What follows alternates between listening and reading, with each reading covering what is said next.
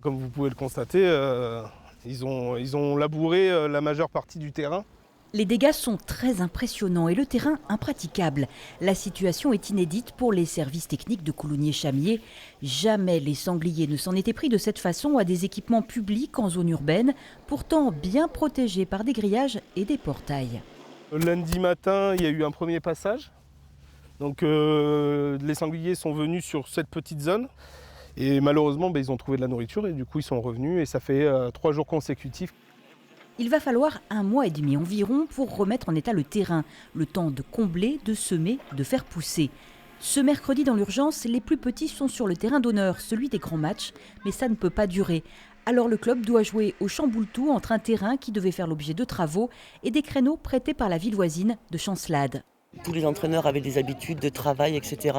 Il faut déplacer les équipes. Les parents n'ont pas forcément les moyens de locomotion pour les amener à Chancelade ou aux 4 routes. Enfin, tout ça, vraiment, ça chamboule sur la logistique. Et puis l'impact économique. Ça a un coût pour la commune. Ils avaient fait des travaux qui avaient été super. Et là, vraiment, c'est catastrophique. La hantise du club, que les sangliers reviennent. Des accès vont être verrouillés et les chasseurs feront une battue le week-end prochain.